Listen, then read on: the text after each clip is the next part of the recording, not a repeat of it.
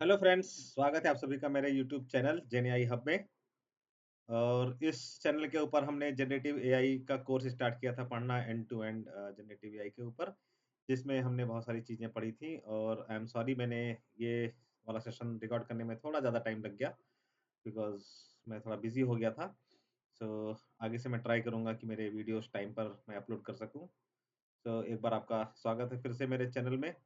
और अगर आपने पहली बार मेरे इस वीडियो पर आए हैं डायरेक्ट, तो आप मेरे डिस्क्रिप्शन में मेरे पूरे प्लेलिस्ट का लिंक आपको मिल जाएगा। आप वहाँ से मेरे प्लेलिस्ट को गो थ्रू कर सकते हैं। तो चलिए स्टार्ट करते हैं, आज हम क्या जानने वाले हैं। तो आज का हमारा एजेंडा होने वाला है pre training model, pre training को कोड करना एलएलएम मॉडल के लिए। सो अगर आपको याद हो तो ज़रा से एक बार हम क्विकली रिकैप कर लेते हैं अभी तक हमने क्या-क्या पढ़ा है, क्या सीखा है। तो सबसे पहले हमने देखा था कि हमने डिसाइड किया था कि सबसे पहले हम अपना खुद का एलएलएम मॉडल कैसे बना सकते हैं, जिसमें हमने जीपीटी-2 को एज़ अ रेफरेंस लिया था और इसी मॉडल को हम एज़ इट इज़ कोड करने की कोशिश कर रहे हैं, जैसे जीपीटी-2 का स्मॉलेस्ट वर्ज़न कोड हुआ था। ओके? सो आपको एक आइडिया लग गया होगा अभी तक कि कौन-कौन से टर्म्स यूज़ होते हैं, कैसे ट्रांसफार्मर आर्किटेक्चर को आप कोड कर सकते हैं, कैसे डेटा को प्रिपेयर कर सकते हैं एंड सो ऑन। और जीपीटी-2 को मॉडल को या जीपीटी टाइप के मॉडल्स को बनाने के लिए आप क्या-क्या स्टेप्स ले सकते हैं। तो अभी आपको इतना आइडिया हो गया कि आप वेरियस कंपोनेंट्स को कैसे कोड करेंगे, सब कुछ कैसे करेंगे। तो ये सब चीज़ें हमने पढ़ ली थी, राइट? तो इस पूरी जर्नी में हमने अभी तक क्या किया है, अभी तक हमने सबसे पहले डेटा कैसे प्रिपेयर करते हैं वो देखा।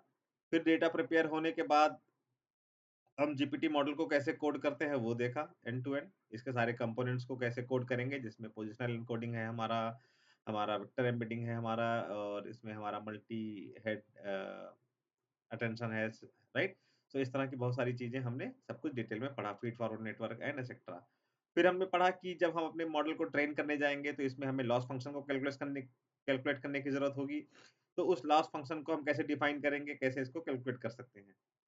राइट? तो हमारे पास अभी हमने अपना डेटा रेडी कर लिया, हमने अभी देख लिया कि हमारा मॉडल कैसे बनेगा और फिर हमने देख लिया हमारा लॉस कैसे कैलकुलेट होगा।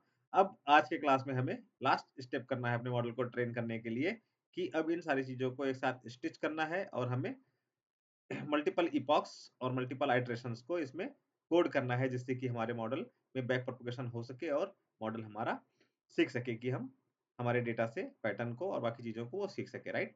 सो एक बार देख लेते हैं हम, अगर एक मशीन लर्निंग मॉडल का एग्जांपल लिया जाए तो हम कैसे अपने मॉडल को ट्रेन करते हैं या कैसे करते हैं, एक बार देख लेते हैं। सो मान लीजिए अगर मुझे एक नॉर्मल डीप लर्निंग या मशीन लर्निंग मॉडल बनाना है, तो हम क्या करते थे? हमारे पास एक डेटा सेट होता था, मान लीजिए एक बड़ा-सा डेटा सेट है। तो सबसे पहले इस डेटा सेट को हम क्या करते थे? हम इसको ब्रेक करते थे। अभी मान लेते हैं ट्रेनिंग, और एक ट्रेनिंग डेटा सेट में ब्रेक करते थे और एक इसमें हमारे पास एक डेटा सेट होता था validation data set, right? 2 part में डिवाइड करते थे। और इस डेटा सेट में हमारे पास क्या होता था, एक तो हमारे पास यहाँ पर इनपुट होता था और उसका अगेंस्ट में हमारे पास लेबल या आउटपुट हुआ करता था, राइट? तो हमारा डेटा इनपुट और आउटपुट फॉर्म में होता था। और इस इनपुट और आउटपुट डेटा को हम 2 पोर्शन में डिवाइड करते थे। कुछ पार्ट को ले लेते थे हम ट्रेनिंग के लिए और कुछ पार्ट को ले लेते थे हम वैलिडेशन के लिए, राइट? तो यही चीज़ मैं यहाँ पे पिक्चर में दिखा रहा हूँ। यहाँ पर आपने कुछ पोर्शन ले लिया, आपने लेट्स से 90% ले लिया आपने ट्रेनिंग के लिए और 10% ले लिया आपने वैलिडेशन के लिए, करेक्ट? अब आप क्या करते थे? इन पोर्शंस को हम छोटे-छोटे बैचेस में डिवाइड करते थे, कि हम बोलते थे कि एक बार में हम अपने नेटवर्क को ट्रेन नहीं करेंगे, हम डेटा को अपने बैचेस में भेजेंगे या सो ये बैचेस कितने बैच में भेजना है, ये हमारा हाइपर पैरामीटर होता था। हम डिसाइड करते थे कितने बैच हमको बनाने हैं, वो हम अपने एक्सपीरियंस और लर्निंग से डिसाइड कर सकते हैं, राइट? सो हमने यहाँ पे बैचेस बना लिए, कितने बैचेस की हमें ज़रूरत है। और उसके बाद हमारा ये एक-एक बैच हमारे मॉडल में पास होता था, राइट? और इस बैच में जितना भी ट्रेनिंग डेटा होता था, ये सारा यहाँ पर हमारा प्रोसेस होता था, राइट? एक बार में भी हो सकता था सारा डेटा, या इस बैच के डेटा को भी छोटे-छोटे टुकड़ों में या प्रोसेस कर सकते थे हम, राइट? तो इस तरह से करते थे। तो जब सारा का सारा बैच ये पूरा का पूरा बैच हमारा प्रोसेस होता था यहाँ पर इस मॉडल में, तो जो भी मॉडल लर्न करता था, उसपे हम कैलकुलेट करते थे लॉसेस, ओके? लॉस कैलकुलेट करते हैं नॉर्मली। उसके बाद क्या होता है, फिर हमारा नेक्स्ट बैच आता है यहाँ पर। फिर थर्ड बैच आता है हमारा, और इस तरह से जब सारे बैच हो जाते हैं तो हमारा एक इपॉक कंप्लीट हो जाता है, राइट? इसके बाद हम दूसरा इपॉक स्टार्ट करते हैं जिसमें हमारा बैच 1 फिर से स्टार्ट होगा, बैच 2 फिर से स्टार्ट होगा, उसके बाद batch 3, batch 4 and so on. तो इस हम कितने इपॉक कर सकते हैं? इपॉक हम अपने डिसाइड करते हैं कितने करेंगे। मान लीजिए हमें 10 इपॉक करना है। तो हम 10 बार इस पूरे ट्रेनिंग डेटा को अपने मॉडल में ट्रेन करते थे टू गेट बेटर रिजल्ट्स या और हर बार हम क्या करते थे? लॉस कैलकुलेट करते थे। लॉस के सारे बैचेस के लिए हम इसको कैलकुलेट करके सम करते थे, फिर मीन लेते थे और उसके बाद इसी लॉस को हमें रिड्यूस करना होता था इन फर्दर स्टेप जिसमें हम ऑप्टिमाइज़र और ये सब चीज़ें यूज़ करते थे gradient loss and etcetera right? Gradient calculate करना, पैरामीटर को अपडेट करना, ये सब सारी चीज़ें हमारी इस पूरे प्रोसेस में हुआ करती थी। राइट? तो डीप लर्निंग में अगर कोई मॉडल हमें बनाना हो तो ये सारी चीज़ें हम करते थे। तो सेम चीज़ें हमको यहाँ पे भी करनी है। तो अभी तक हमारे पास हमारा मॉडल डिसाइडेड है, हमारे पास मॉडल क्या है, जो हमने अभी तक कोड किया था जीपीटी या आपको याद होगा हमने एक जीपीटी मॉडल बनाया हुआ है। हमने लॉस फंक्शन कैलकुलेट कर लिया है, लॉस फंक्शन कैसे कैलकुलेट करते हैं वो हमने डिसाइड कर लिया है। क्रॉस एंट्रोपी का फार्मूला हमने बना लिया था या फंक्शन बना लिया था। सो हमारे पास डेटा है जिसको हमने देखा था कि इनपुट और टारगेट वेरिएबल में कैसे डिवाइड करते हैं, राइट? ये भी देख लिया था, हमारे पास डेटा भी है। सो अब हमारे पास इस लूप को हमें डिजाइन करना है जिसमें हमारे जो डेटा है वो बैचेस में डिवाइड करेंगे और ये एक-एक बैच हमें डिसाइड करना है कितने इपॉक में ट्रेनिंग होगी और हर इपॉक में हमारे सारे बैच मॉडल में जाएँगे। मॉडल से जाने के बाद यहाँ पे कैलकुलेशन होगा, बैक प्रोपगेशन होगा, ऑप्टिमाइज़ होगा, हमारा कैलकुलेट होगा ग्रेडिएंट एंड फाइनली जब सारे इपॉक कंप्लीट हो जाएँगे, उसके बाद हमारे पास एक फाइनल मॉडल का आउटपुट होगा, जो हमारे फाइनल पैरामीटर्स होंगे जहाँ पर हमारा लॉस लेट्स से मिनिमम होगा। तो यहीं पर हम स्टॉप करेंगे और अपने पैरामीटर्स को हम मानेंगे कि वो हमारा फाइनल पैरामीटर्स है, ओके? सो इसमें बहुत सारे टर्म्स हैं जो आप हाइपर पैरामीटर ट्यूनिंग वाले टर्म्स होंगे जिनको आप जिनके साथ आप खेल सकते हैं, चेंज करके देख सकते हैं आपका कैसा परफॉर्मेंस हो रहा है। और ऑब्वियसली यहाँ पर हम अपने पर्सनल लैपटॉप पे करने वाले हैं, तो हमने बहुत ही छोटा डेटा सेट लिया हुआ है अगर आपको याद हो तो। हमने सिर्फ़ एक छोटी-सी स्टोरी बुक ली है जिसमें हमारे पास अराउंड 5000 कैरेक्टर्स ही है सिर्फ I think I remember it correctly हमारे पास अराउंड 5000 टोकन्स हैं हमारे टोटल स्टोरी में जो कि स्टोरी का नाम था द वर्डिक्ट बुक ओके जो कि हमारी छोटी सी स्टोरी थी जो हम जिसमें ऑलमोस्ट 18 टू 19 पेजेस ही हैं सिर्फ स्टोरी के बिकॉज हम अपने सिस्टम पे इसको ट्रेन करके देखना चाहते थे मॉडल तो ये इसलिए मैंने छोटी स्टोरी ली है बट अगर आपका लैपटॉप हाई कॉन्फ़िगरेशन का है और आप की ट्रेनिंग जल्दी हो सकती है सो आई विल सजेस्ट कि आप एक इस डेटा की जगह कोई बड़ा डेटा लेके भी चेक कर सकते हैं और आप देखेंगे कि आपका परफॉर्मेंस मेरे मॉडल से ज़्यादा बेटर होगा, ओके? तो जितना बड़ा मॉडल, जितना बड़ा डेटा आप लेंगे, जितना ज़्यादा डेटा आप इस मॉडल को फीड करेंगे, उतना बेटर आपको रिजल्ट मिलेगा, या? बिकॉज़ यहाँ पर हम लैंग्वेज को समझने और सीखने की बात कर रहे हैं, तो उसके लिए हमें ऑब्वियस सी बात है, ज़्यादा से ज़्यादा डेटा फीड करना होगा और एक्चुअली में बहुत सारा डेटा यहाँ पर फीड किया जाता है जब हम अपने एक्चुअल रियल जीपीटी या इस तरह के मॉडल्स को ट्रेन करते हैं, जिसमें हम सारे इंटरनेट का डेटा जो भी अवेलेबल होता है, वो यूज़ करने की कोशिश करते हैं जिससे कि हमारा मॉडल अच्छे से अच्छा रिज़ल्ट दे सके। सो इतनी कैपेसिटी हमारे लैपटॉप में नहीं होगी ऑब्वियस सी बात है पर्सनल लैपटॉप में, तो हम यहाँ पे छोटा डेटा लेकर इसको ट्रेन करने की कोशिश करेंगे। सो आई होप अभी तक आपको यहाँ तक सारी बातें क्लियर हुई। तो अब यहाँ पर एक बार हम साइकिल को देख लेते हैं कि जब हम अपने प्री ट्रेनिंग मॉडल को जब एलएलएम मॉडल को प्री ट्रेन करने जाएँगे तो क्या होगा? सबसे पहले हमें इपॉक डिसाइड करना है तो सबसे पहले पहला इपॉक के लिए स्टार्ट होगा हमारा लूप और एक इपॉक में हमारे हर एक बैचेज़ के लिए जो भी हमारा बैच होगा जैसे हमने यहाँ पे बात की थी, एक इपॉक में अगर हमारे डेटा में 1, 2, 3 मान लीजिए बैच हैं, तो पहले इपॉक में ये तीनों डेटा बारी-बारी प्रोसेस होंगे, तीनों बैचेज़ राइट? तो यहीं पर ये लिखा हुआ है सबसे पहले हर एक बैच के लिए हमारा यहाँ पे लूप चलेगा। फिर क्या होगा? हमें अपने जो भी फंक्शन होगा उसमें अगर कोई भी ग्रेडिएंट पहले से कैलकुलेटेड हो रखा है उसको हमें रीसेट करना होगा 0 के लिए। फिर नेक्स्ट स्टेप में क्या होगा? करंट बैच के लिए हम लॉस को कैलकुलेट करेंगे। लॉस को कैलकुलेट करने के बाद क्या होगा? बैकवर्ड पास हम लाएँगे, ओके? जिससे हमारा ग्रेडिएंट कैलकुलेट होगा। ग्रेडिएंट कैलकुलेट होने के बाद हम अपने वेट्स को अपडेट करेंगे। वेट्स को अपडेट करेंगे जो कि हमारा नया वेट्स होगा या पैरामीटर्स होगा, राइट? और उसके बाद हम यहाँ पर प्रिंट करके अपने ट्रेनिंग और वैलिडेशन लॉसेस को देखेंगे और हम कोशिश करेंगे कि हम देखें कि हर एक स्टेप के बाद हमारा मॉडल कैसा प्रेडिक्शन कर रहा है। तो हम यहाँ पर कुछ प्रिंट भी करेंगे लेट्स से टॉप 50 टोकन्स को प्रिंट करके देखेंगे कि हमारा मॉडल सेंस वाला कुछ आउटपुट प्रिंट कर पा रहा है या नहीं कर पा रहा है, ओके? सो ये हमारा फाइनल स्टेप्स होने वाले हैं जो हम कोड करने वाले हैं। तो ये क्या होगा सबसे पहले हमें डिसाइड करना है कि हमें कितने इपॉक्स यहाँ पर लेने हैं। तो सबसे पहले हर इपॉक के लिए लूप लगाएंगे। पहले हर एक इपॉक में हमारा जितने भी बैचेस होंगे वो बैच बारी-बारी हमारे मॉडल में पास होंगे। फिर हमारा ग्रेडियंट को हमें रीसेट करना होगा। ग्रेडियंट जो भी कैलकुलेट हुआ रहा होगा पहले, ग्रेडियंट रीसेट होने के बाद करंट बैच के लिए हम लॉस को कैलकुलेट करेंगे। जब हमारा लॉस कैलकुलेट हो जाएगा तो हमें क्या करना है, बैक प्रोपोगेट करना है, राइट? जब ये बैक प्रोपोगेट करने जाएँगे हम, तो वहाँ पे बैक प्रोपोगेट करने का क्या मतलब है कि हम ग्रेडियंट को कैलकुलेट करेंगे और ग्रेडियंट को कैलकुलेट करने के बाद जब हमारे पास ग्रेडियंट आ जाएगा, तो हमें अपना न्यू वेट कैलकुलेट करना होगा। यानी कि हम अपने मॉडल को अपडेट करेंगे, राइट? वेट्स को अपडेट करेंगे और फ़ॉर्मूला अगर आपको याद हो तो क्या होता था? New weights weight new weight new is equal to weight new is equal to हमारा फ़ॉर्मूला होता था weight old minus learning rate and derivatives, right? Derivatives derivative of loss with respect to weight, या ये हमारा formula होता था। सो यही चीज़ हम यहाँ पे करने वाले हैं। क्या करने वाले हैं? सबसे पहले हमने लॉस को कैलकुलेट किया। लॉस को कैलकुलेट करने के बाद ग्रेडियंट को कैलकुलेट किया यानी कि इष्टतम को कैलकुलेट किया। फिर लर्निंग रेट हम अपना खुद डिसाइड करेंगे। उसके बाद हमारा नेक्स्ट स्टेप में क्या होगा, जब हमारे पास लॉस आ गया, ग्रेडियंट आ गया सॉरी, तो इसके बाद हम ये अपना इस फॉर्मूले में फिट करेंगे और हमारे पास न्यू वेट हमको मिलेगा। इससे हमारा अपडेटेड वेट आ जाएगा और ये सब कुछ होने के बाद हम प्रिंट करके देखेंगे कि हमारा लॉस अभी इस बैच के लिए या इस ट्रेनिंग सेट के लिए कितना चल रहा है, ओके? इसके बाद हम प्रिडिक्ट करके प्रिंट करके देखेंगे कि हमारा मॉडल कैसा प्रेडिक्शन कर रहा है। ये हमारे एडिशनल स्टेप्स हैं, ओके? ये हमारे एडिशनल स्टेप्स हैं, ये हम स्किप भी कर सकते हैं अगर चाहिए तो। तो मोटा-मोटा सबसे हम यहाँ तक करेंगे कि हमारा नया वेट्स हमको मिल गया। नया वेट मिलने के बाद ये चीज़ हम अगले बैच के लिए फिर से करेंगे, अगले बैच के लिए फिर से करेंगे। जब सारे बैच प्रोसेस हो जाएँगे, तो हमारा नेक्स्ट इपॉक स्टार्ट होगा जिसमें हमारा सारा प्रोग्राम ये फिर से होगा। सब कुछ बारी-बारी फिर से होगा और इस तरह से हमारा मॉडल चलता रहेगा, जब तक हम मिनिमम लॉस पे ना पहुँच जाएँ या हमारे इपॉक्स ना खत्म हो जाएँ, वो हमारे ऊपर है, हम कैसे इसको कर सकते हैं। ठीक है? तो आई होप आपको ये पूरा साइकिल समझ में आया। अब इसी चीज़ को हम कोड करने वाले हैं।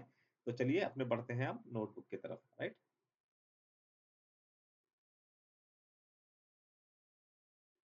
सो एक बार हम क्विकली गो थ्रू कर लेते हैं कि हमारा यहाँ पर लास्ट अगर आपको याद हो, तो हमने अपना एक जीपीटी मॉडल का कोड किया था, जिसमें हमारे पास यहाँ पर आप देखेंगे तो हमारे पास token embedding, position embedding, drop layout और ये हमारा ट्रांसफॉर्मर ब्लॉक और नॉर्मलाइजेशन ब्लॉक, है ना? ये सारी चीज़ें हमने लास्ट 14 से 15 लेक्चर्स में इनको डिटेल में डिस्कस किया है और इनको हमने समझने की कोशिश की है कि हमने यहाँ पर क्या-क्या किया हुआ है, राइट?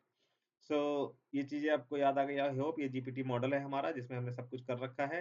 फिर हमने लास्ट लेक्चर में हमने ये लॉस फंक्शन को कैलकुलेट करने के लिए लॉस को कैलकुलेट करने के लिए हमने फंक्शन बनाया था, जिसमें आपको याद होगा कि हमने यहाँ पर ये क्रॉस एंट्रोपी यूज़ किया था, ओके? उसके बाद हमने यहाँ पर टेस्ट करके देखा था कि हमारे एक सिंपल सेट के लिए हमारा ट्रेनिंग लॉस और वैलिडेशन लॉस कैसा दिख रहा है। सो आज इसके आगे हमें बढ़ना है, हमें entire LLM pre training loop को कैलकुलेट करना है। इससे पहले आगे बढ़े मैं यहाँ पर एक चीज़ और आपको डिस्कस करना चाहूँगा आपसे, सबसे पहले कोड में जाएँ हम, कि यहाँ पर देख लेते हैं कि हम हमारे कितने पैरामीटर्स कौन-कौन से पैरामीटर्स हैं, किस-किस स्टेप्स में पैरामीटर्स आ रहे हैं और यहाँ पे कितने पैरामीटर्स यहाँ पर हमारे पास अवेलेबल हैं, ओके? इस पूरे स्ट्रक्चर में अगर आपको याद हो, तो सबसे पहले हमने एम्बेडिंग्स यूज़ किए। एम्बेडिंग का साइज़ हमारा क्या था?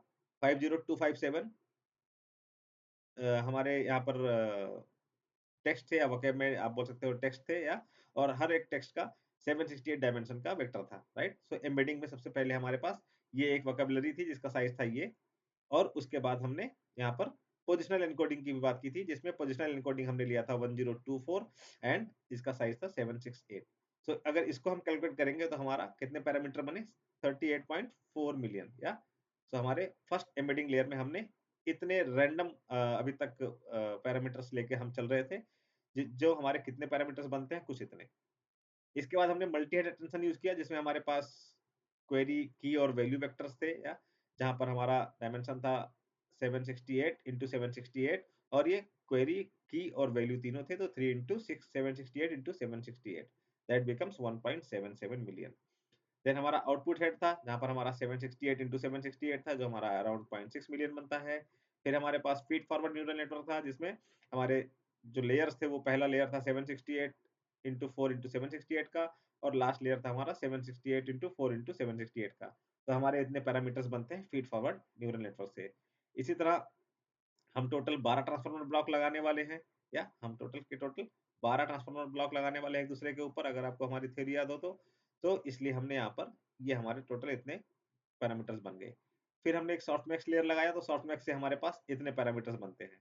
सो अगर इन सारी चीजों को हम सम करें, तो हमारे पैरामीटर्स बनते हैं अराउंड 161 पैरामीटर्स। ओके, सो इतने सारे पैरामीटर्स हमारे इस मॉडल में होने वाले हैं, और इस लूप से जो हम ये लूप बनाने वाले हैं, ये सारे 161 पैरामीटर्स हमारे अपडेट होने वाले हैं पूरे बैक प्रोपगेशन के थ्रू इस पूरे प्रोसेस के अंदर। आप देख सकते हैं कितने बड़े स्केल पर हम इस मॉडल की ट्रेनिंग करने वाले हैं।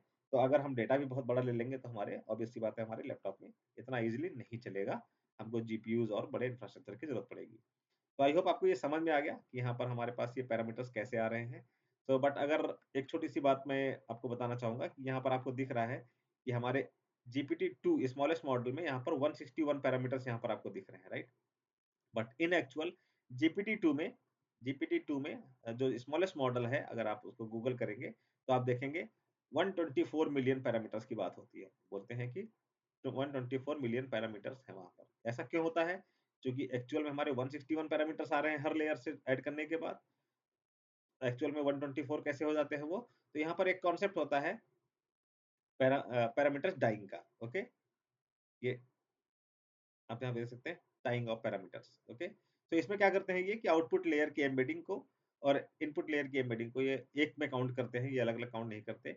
इसके लिए कुछ मेथड्स होते हैं, तो आप ये डिटेल में जाके पढ़ सकते हैं, बट मैंने भी इसको डिटेल में बहुत ज़्यादा नहीं इसमें रिसर्च किया है। But there is something called as tying of the parameters, जिसमें ये आप यहाँ पर देख सकते हैं लिखा हुआ है, the input and the output embedding layers are tied. Okay, meaning that the parameters of output embedding are not counted separately. So that's how क्या होता है, यहाँ पे कुछ पैरामीटर्स कम हो जाते हैं, और एक्चुअल में 161 के बजाय 124 पैरामीटर्स ही होते हैं GPT-2 के स्मॉलेस्ट वर्जन में, और ऐसा ही सारे मॉडल में हम यूज़ कर सकते हैं। ओके, तो ये एक टर्म्स मैं आपको बताना चाहता था। इसके डिटेल में मैंने बहुत ज़्यादा नहीं पढ़ा है, अगर आप इंटरेस्टेड हैं, तो आप जाके इसको देख सकते हैं, आपको मिल जाएगा। ओके?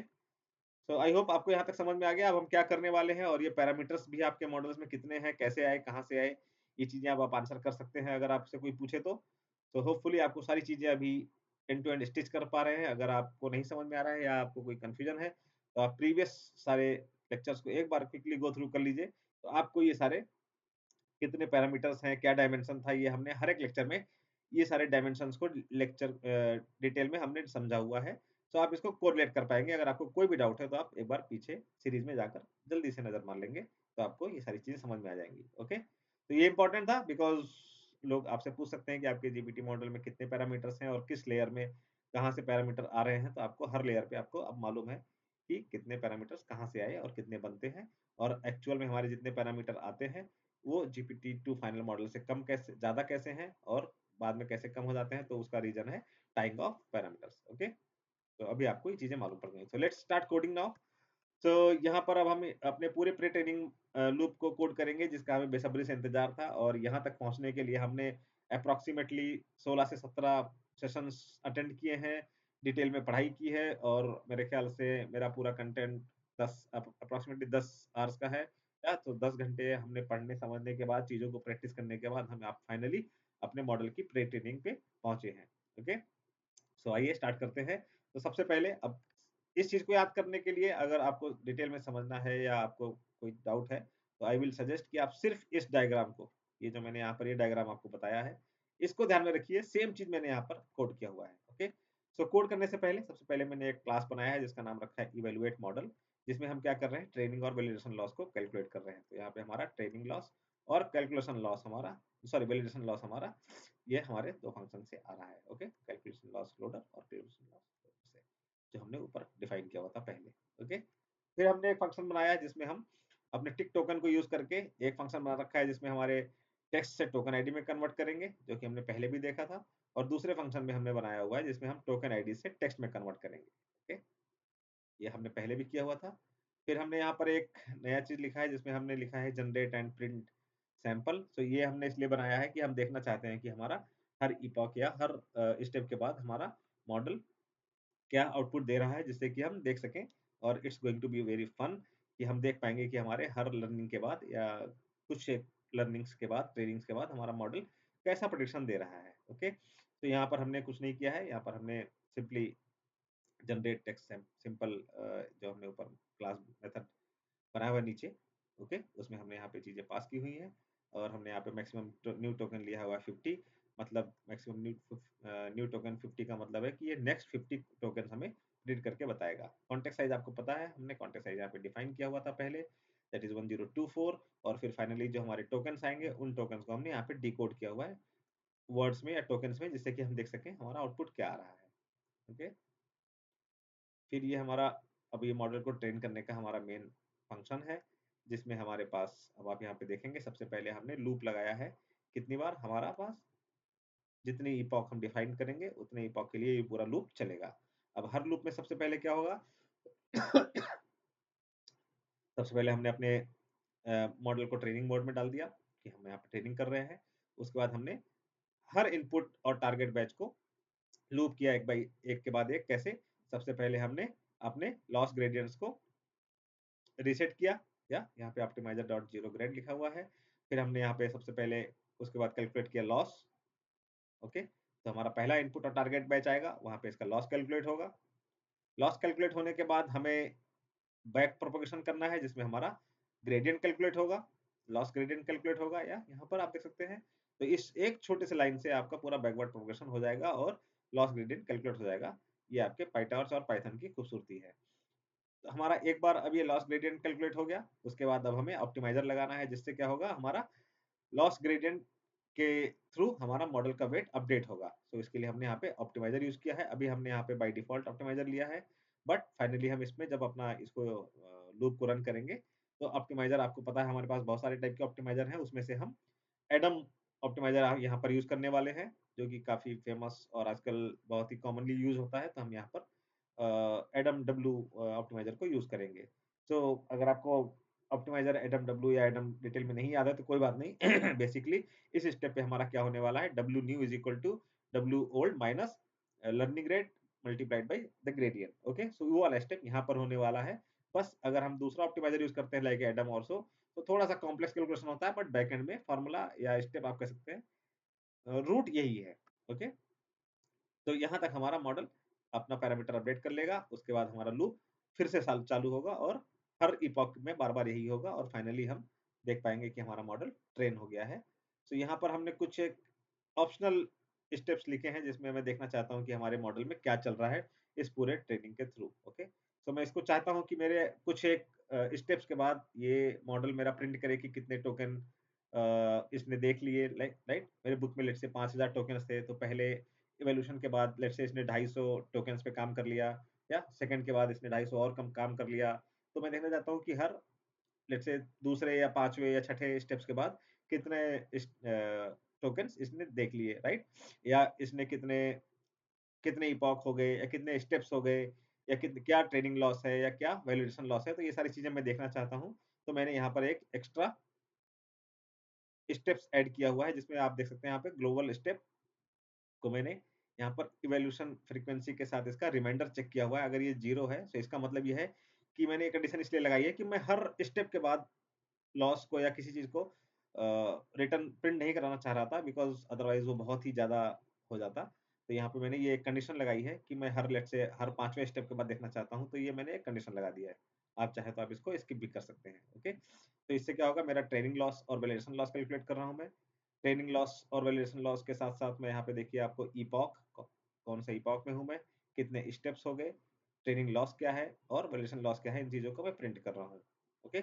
उसके बाद एक चीज़ और मैंने यहाँ पे की है कि जनरेट एंड प्रिंट सैंपल। तो यहाँ पे मुझे नेक्स्ट 50 कैरेक्टर्स को मेरा मॉडल प्रिंट करके देगा कि मैं उसने क्या प्रेडिक्शन किया है। तो ये मेरा ऑप्शनल है, अगर आप चाहें तो आप कर सकते हैं, लेकिन इसको करने से आपको अच्छा लगेगा, आपको दिखेगा कि क्या हो रहा है आपके मॉडल में, कैसा प्रेडिक्शन आ रहा है, एसीटी, ओके? तो ये ऑप्शनल स्टेप है, आप इसको इग्नोर कर सकते हैं। अगर चाहिए तो, अदरवाइज़ आपको यूज़ करना है तो कर सकते हैं आप। आई होप आप ये समझ भी गए। चलिए आगे बढ़ते हैं। अब हमारे पास सारे फंक्शंस आ गए, अब हमें अपने मॉडल को कॉल करना है और ये सारी चीज़ें वहाँ पे फिट करनी है। तो सबसे पहले यहाँ पे मैंने चेक करने के लिए कि कितना टाइम लग रहा है मेरे सिस्टम को मॉडल पे ट्रेन होने के लिए, डेटा पे ट्रेन होने के लिए, तो मैंने स्टार्ट टाइम और यहाँ पर एंड टाइम कैलकुलेट कर लिया है, जिसको मैं बाद में प्रिंट भी कर रहा हूँ। तो मेरा एग्जीक्यूशन टाइम टोटल मिनट्स में इतना लगा। ओके, तो अब सबसे पहले हमने क्या किया, हमने अपने मॉडल को कॉल किया। जो हमने सबसे पहले मॉडल बनाया था जीपीटी मॉडल, और उसमें हमारा कॉन्फ़िगरेशन फ़ाइल थी, जो कि आपको याद होगी, जिसमें हमने अपना कॉन्टेक्स्ट साइज़ और बहुत सारी चीज़ें हमने डिफ़ाइन की हुई थी, राइट? तो वो सारी चीज़ें हमने यहाँ पे कॉल करके अपने जीपीटी मॉडल को कॉल किया, उसका इंस्टेंस बनाया, और अब हमने यहाँ पे अपने ऑप्टिमाइज़र को डिफ़ाइन किया हुआ है कि ऑप्टिमाइज़र हमने यहाँ पर एडमडब्ल्यू लेने वाले हैं। और एडमडब्ल्यू में हमारे 2 पैरामीटर्स मेन होते हैं, जिसमें होता है एक लर्निंग रेट और एक होता है वेट डीके, जो हमें पास करना होता है। ये दोनों ही हाइपर पैरामीटर्स होते हैं, इनको आप अपने हिसाब से ट्यून कर सकते हैं, जिसमें आपको बेस्ट रिजल्ट मिले, आप वो वैल्यू ले सकते हैं। तो यहाँ पर हमने लर्निंग रेट को 0.0004 लिया है और वेट डीके को 0.1 लिया हुआ है। ओके, तो ये हमारा ऑप्टिमाइज़र हो गया। हमने नंबर ऑफ इपॉक्स यहाँ पर 10 ले लिए हैं, तो आप इसको कम ज़्यादा कर सकते हैं अपने हिसाब से। अब हम अपने हमारे सारे वैल्यूज़ यहाँ पर रेडी हैं, तो अब हम अपने ट्रेन सिंपल मॉडल सिंपल वाला जो फंक्शन था, उसमें सारी वैल्यूज़ को पास कर रहे हैं। और इवैल्यूएशन फ्रीक्वेंसी हमने 5 ले ली है। अगर आपको याद हो, यहाँ पर ऊपर मैंने इवैल्यूएशन फ्रीक्वेंसी कहाँ यूज़ की थी?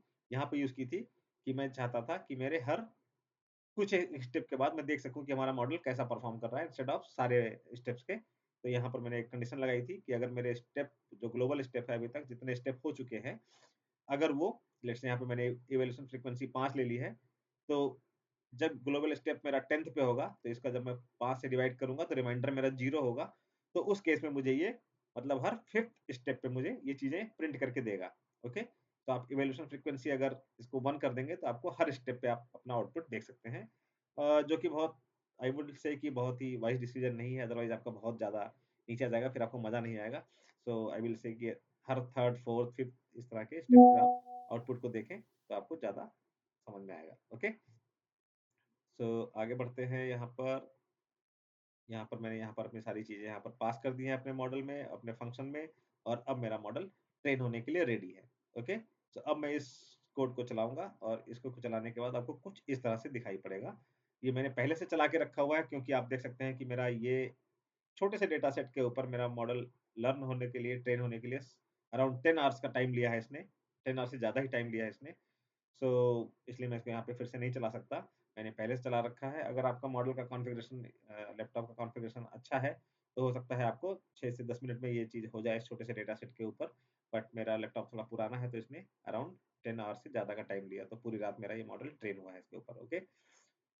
तो अगर आपके पास अच्छा कॉन्फ़िगरेशन है, आपके पास जीपीयू भी अवेलेबल है, तो आप बड़े डेटा पे भी अपने मॉडल को ट्रेन करके देख सकते हैं यहाँ पर, और आप यहाँ पर इसके साथ खेल सकते हैं। तो यहाँ पर आप, बस एक चीज़ और बता दूँ मैं आपको, यहाँ पे मैंने मॉडल पे एक सन इनपुट दिया है, एफर्ट मूव्स यू। ओके? सो मेरा model every effort moves you के बाद नेक्स्ट 50 टोकन क्या होना चाहिए, ये प्रिंट करके हर 5th स्टेप पे मुझे बताएगा। ओके? तो आते हैं, देखते हैं यहाँ पर कैसा चल रहा है यहाँ पर। तो जब पहला इपॉक में मेरे जो फर्स्ट स्टेप खत्म हुए, तो मेरा ट्रेनिंग लॉस था यहाँ पर 9.78, वैलिडेशन लॉस था 9.933। देन 5 स्टेप होने के बाद मेरा ट्रेनिंग लॉस और वैलिडेशन लॉस दोनों ही कम होना शुरू हुआ। और जब ये 5 स्टेप हो गए, तो यहाँ पर मेरा जो प्रेडिक्शन आया, आप देख सकते हैं यहाँ पर मेरे मॉडल ने कुछ भी अच्छा नहीं सीखा। Simply every effort moves you के बाद यहाँ पर इसने कॉमा, कॉमा, कॉमा, कॉमा मुझे प्रेडिक्ट करके दिया है। ओके? फिर थोड़ी देर बाद यहाँ पर जब मैं 15 पे पहुँचा, तो आप देख सकते हैं यहाँ पर इसने क्या बोला, एवरी एफर्ट मूव्स यू। उसके बाद इसने थोड़ा-सा सीखा, और अब कॉमा के बजाय मुझे एंड प्रिंट करके दिया। ओके? फिर नेक्स्ट स्टेप में देखते हैं, आगे बढ़ते हैं। यहाँ पे इसने थोड़ा-सी और लर्निंग को इम्प्रूव किया। यहाँ पर देख सकते हैं आप, अब यहाँ पे कॉमा, कॉमा या एंड नहीं आना है। अब इसने कुछ एक चीज़ें बताना मुझे शुरू की, और आप देख सकते हैं ट्रेनिंग लॉस और वैलिडेशन लॉस दोनों ही कम हो रहे हैं। ओके? तो यहाँ पर देखिए आप, एवरी एफर्ट मूव्स यू के बाद इसने बताया comma and I had been. तो इट मीन्स इसने सेंटेंस बनाना सीखना यहाँ पे स्टार्ट कर दिया मेरे मॉडल ने। ओके? सो ऐसे ही बढ़ते-बढ़ते अगर हम जब लास्ट में पहुँचते हैं, सॉरी कहाँ गया? आई एम सॉरी, ये ओके। जब हम अपने लास्ट में पहुँचते हैं, तो आप देखिए यहाँ पर मेरा ट्रेनिंग लॉस तो 0.39 पे पहुँच गया, बट मेरा वैलिडेशन लॉस बहुत ज़्यादा कम नहीं हुआ, जो कि अभी 6.45 ही है। इसका मेन रीज़न ये है कि हमारा डेटा सेट बहुत ही छोटा है, ओके? और दूसरा रीज़न है, यहाँ पे आप इसको समझ सकते हैं as an example of overfitting. इस टाइप की ओवरफिटिंग्स को दूर करने के लिए भी हमें काफ़ी कुछ चीज़ें कर सकते हैं, इसको हम नेक्स्ट लेक्चर में पढ़ेंगे। बट आपको यहाँ पे साफ-साफ दिख रहा है कि मेरा मॉडल ने ट्रेनिंग लॉस तो बहुत रिड्यूस कर लिया, बट वैलिडेशन लॉस ज़्यादा रिड्यूस नहीं हुआ, जो कि काइंड ऑफ ये आप देख सकते हैं यहाँ पे 6.2, 6.1, 6.1, 6.2, मतलब ये काइंड ऑफ स्टैग्नेंट हो गया है, जो कि 6.1 और 2 के आसपास ही मेरा फिक्स हो गया है। सो ये एक क्लासिक एग्जांपल है आपका ओवरफिटिंग का। सो इस ओवरफिटिंग को कैसे ओवरकम करेंगे, इसको हम नेक्स्ट लेक्चर में देखेंगे। बट इसका एक सबसे बड़ा रीज़न ये है कि हमारा डेटा सेट छोटा है, तो आपको यहाँ पर आउटपुट देखिए, every effort moves you to. अब इसके बाद ये इसने बताना शुरू किया कि मुझे क्या आ सकता है, no was one of the axioms he laid down across the server blah blah blah and so on। तो इस तरह का आउटपुट मुझे आया, जो कि बहुत ज़्यादा सेंस नहीं क्रिएट कर रहा है, बट और उसका रीज़न भी यही है कि हमारे पास डेटा सेट बहुत छोटा था। इस डेटा सेट से हमें जो भी आउटपुट मिला, that looks okay to me. But at least आप यहाँ पे देख सकते हैं कि ये आपका आउटपुट बहुत अच्छा नहीं है, बट आप देख सकते हैं कि मेरे मॉडल ने सेंटेंस बनाना सीख लिया है। यहाँ पे कोई भी ग्रामेटिकल मिस्टेक नहीं है। सो मेरे मॉडल ने ग्रामर को अच्छे से समझ लिया, डेटा स्ट्रक्चर को अच्छे से समझ लिया, टेक्स्ट बनाना सीख गया, जो कि मुझे काफ़ी अच्छे से मिल रहा है। इसने पंक्चुएशंस सही जगह पे यूज़ किए हैं, इसने ग्रामर जो भी वर्ब्स या इस टाइप की चीज़ें हैं, इसने सही से यूज़ किए हैं। तो मेरा मतलब मॉडल ने अच्छे से लर्न किया है और पैटर्न को समझ गया है और इससे सेंटेंस बनाना सीख लिया है।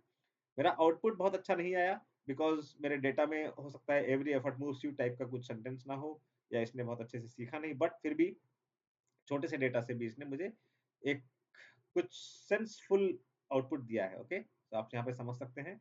तो यहाँ पर आई विल सजेस्ट कि आप यहाँ पे डेटा सेट चेंज करके डेटा को बड़ा या छोटा करके अपने लैपटॉप के कॉन्फ़िगरेशन के हिसाब से अपने मॉडल को ट्रेन करके देखिए, और यहाँ पर आप अपने आउटपुट को बदल के देखिए कि किस तरह से ये और इम्प्रूव होता जाएगा, ओके? बाकी रही बात यहाँ पे ओवरफिटिंग की, तो ओवरफिटिंग या इन ऐसी चीज़ों को हम ओवरकम करने के लिए या इसको हैंडल करने के लिए क्या-क्या चीज़ें यूज़ कर सकते हैं, कैसे इसको हैंडल कर सकते हैं, ये हम नेक्स्ट लेक्चर में देखेंगे। सो आई होप आप इसको करेंगे तो आपको ये बहुत अच्छा लगेगा, आपको एन्जॉय करेंगे। आप यहाँ पे डेटा सेट को चेंज करके देखिए। कोई भी पीडीएफ या कोई भी डॉक्यूमेंट आप डाउनलोड कर सकते हैं इंटरनेट से, कैगल से एक्सेट्रा, बट कॉपीराइट का ध्यान रखिएगा। और उसके ऊपर अपने मॉडल को अब आप ट्रेन करके इसके साथ खेल सकते हैं और देख सकते हैं कि किस तरह से आपका मॉडल लर्न कर रहा है और आपको किस तरह से आउटपुट दे रहा है। ओके? सो इससे पहले आगे बढ़े, यहाँ पर मैंने आपके ट्रेनिंग लॉस और वैलिडेशन लॉस को यहाँ पे प्लॉट किया है, तो आप यहाँ पे देख सकते हैं। ट्रेनिंग लॉस मेरा इपॉक्स के साथ-साथ रिड्यूस होता जा रहा है, बट मेरा ऑलमोस्ट सेकंड या थर्ड इपॉक के बाद मेरा वैलिडेशन लॉस स्टैग्नेंट हो गया, जो कि फर्दर रिड्यूस नहीं हुआ। ओके? सो ये एक एग्जांपल है आपका ओवरफिटिंग का, जिसको हम कैसे सही करेंगे या कैसे कंट्रोल कर सकते हैं, वो नेक्स्ट लेक्चर्स में देखेंगे, जिसमें हम टेम्परेचर स्केलिंग या के टॉप के वैल्यूज़ का कैसे यूज़ कर सकते हैं, उसको हम देखेंगे और समझेंगे। सो आज के लिए इतना ही। आई होप आपको ये चीज़ें समझ में आई। इससे पहले कि मैं यहाँ पे वाइंड अप करूँ, आप देख सकते हैं कि मेरे इस मॉडल को ट्रेन होने में अराउंड 774 मिनट्स लगे, जो कि बहुत ही हाई टाइम है। बट आई होप अगर आपके पास नया लैपटॉप होगा, कोर 5, कोर 7 इस टाइप का लैपटॉप होगा और अच्छा रैम होगा, तो ये 10 से 12 मिनट से ज़्यादा टाइम नहीं लगना चाहिए मेरे हिसाब से, ओके? मेरा लैपटॉप काफ़ी पुराना है, तो ये काफ़ी टाइम लगा इसमें, इसलिए मैंने बहुत छोटा डेटा सेट लिया। तो अगर आपको लगता है कि आप और अच्छा मॉडल ट्रेन करके देख सकते हैं, आपके पास बैंडविड्थ है आपके सिस्टम में, तो आप एक बड़ा डेटा सेट थोड़ा-सा अ, जितना भी हेवी डेटा सेट आप सोचते हैं कि आपका मॉडल का आपका लैपटॉप हैंडल कर पाएगा, आप करके यहाँ पे देखिए, आपको बेटर रिजल्ट यहाँ पे मिलेगा। ओके? तो आई होप आपको यहाँ तक की बातें समझ में आई, आपको अभी चीज़ें क्लियर हो गई, कैसे ये मॉडल बनाते हैं, कैसे इस मॉडल को ट्रेन करते हैं, कैसे प्री ट्रेनिंग लूप को लिखा जाता है। तो हमने सब कुछ एंड टू एंड अभी तक बिल्कुल स्क्रैच से स्टार्ट किया था। डेटा हैंडलिंग करने से, डेटा को टोकेनाइज़ करने से लेके, हमने अपना खुद का एलएलएम मॉडल बनाया, हमने अपने मॉडल में डेटा फीड किया, हमने उसको ट्रेन किया, हमने उसका लॉस फंक्शन कैलकुलेट किया और हमने फाइनली अपने पैरामीटर्स को फाइन किया सब कुछ ट्रेनिंग करने के बाद, और हमारा मॉडल आज कुछ प्रेडिक्ट करके दे पा रहा है। ओके? सो फाइनली हमने देख लिया, जिसमें हमने कोई भी लाइब्रेरी, लैंगचेन या ऐसा कुछ प्री बिल्ट, इनबिल्ट टाइप की चीज़ नहीं यूज़ की। हमने सब कुछ एंड टू एंड स्क्रैच से यहाँ पर हमने कोड किया है, सब चीज़ों को समझा है, और आई होप आपको यहाँ पर तक मज़ा आया, और अब हम अपने फाइनल एलएलएम मॉडल प्रोडक्ट तक पहुँच गए हैं। अब हमको देखना है कि इस मॉडल को हम कैसे ओवरफिटिंग से बचा सकते हैं, इस टाइप की चीज़ों से, और फिर हम फाइनली देखेंगे इन पैरामीटर्स को हमें लोड कैसे करना होता है और हमारा एलएलएम मॉडल रेडी होगा। सो नेक्स्ट 1 या 2 लेक्चर के अंदर हमारा ये सारा काम हो जाएगा और हम अपने एलएलएम मॉडल के साथ रेडी होंगे। उसके बाद हम नेक्स्ट स्टेप पे आएँगे जिसका नाम होगा हमारा फाइन ट्यूनिंग कि इन मॉडल्स को हम कैसे फाइन ट्यून करेंगे। सो एक छोटा-सा आइडिया दे देता हूँ आपको। अभी तक हमने अपने मॉडल को ट्रेन किया जेनेरिक डेटा के ऊपर जिससे हमारे मॉडल ने क्या किया, एक डेटा का पैटर्न सीख लिया। अब उसको बेसिक इन्फॉर्मेशन पता है डेटा के बारे में। अब अगर इसको मुझे अपने किसी प्राइवेट डेटा के ऊपर या किसी जेनेरिक स्पेसिफिक टास्क के डेटा के ऊपर इसको ट्रेन करना है या किसी स्पेसिफिक डोमेन के ऊपर हमें इससे काम लेना है, तो हम फर्दर इस मॉडल को कैसे फर्दर ट्यून करें या फर्दर कैसे इसको इम्प्रूव करें कि ये मेरे अनसीन डेटा के ऊपर या डोमेन स्पेसिफिक टास्क के ऊपर काम करने लगे, वो चीज़ हम देखेंगे जब हमारा फाइनल एलएलएम मॉडल कंप्लीट हो जाएगा probably in next 1-2 session. Then हम बात करेंगे फाइन ट्यूनिंग कैसे की जाती है और इसको हम डिटेल में समझेंगे। ओके। और एक अच्छी बात और मैं बताना चाहता हूँ वाइंड अप करने से पहले कि हमारे बहुत सारे फ्रेंड्स ने मुझसे रिक्वेस्ट की कि आपका जो लेक्चर चल रहा है ये तो हो सकता है काफ़ी लंबा चले क्योंकि आप हर चीज़ को यहाँ पर डिटेल में पढ़ रहे हैं, पढ़ा रहे हैं। तो कुछ लोग शायद जिनको प्रैक्टिकल कर रहे हैं या जॉब कर रहे हैं, उनको कुछ प्रोजेक्ट कैसे बनाए जाते हैं वो भी बताया जाए। तो मैंने अपना प्रोजेक्ट के ऊपर भी पैरेलली काम करना स्टार्ट किया है जो मैं यहाँ पर अपलोड करता रहूँगा। उसमें मैं चीज़ों को डिटेल में नहीं बताऊँगा। प्रोजेक्ट कैसे बनाते हैं वो समझाऊँगा, कोड करूँगा, आपको रन करके दिखाऊँगा। उसमें अगर कोई भी टॉपिक ऐसा होगा जो आपको ना समझ में आए, उसके लिए हमारा यहाँ पर ऑलरेडी सीरीज़ चल रही है, जिसमें हम डिटेल में हर टॉपिक की बात कर रहे हैं, तो यहाँ से आप समझ सकते हैं। सो मैं जल्दी ही प्रोबेबली नेक्स्ट वीक से यहाँ पर हर वीक एक प्रोजेक्ट कैसे बनाते हैं उसका भी वीडियो अपलोड करना स्टार्ट करूँगा, जो कि आपको हेल्प करेगा आपके प्रैक्टिकल सिनेरियोज़ को कवर करने में। सो आज के लिए इतना ही, मिलते हैं नेक्स्ट वीडियो में। Thank you so much.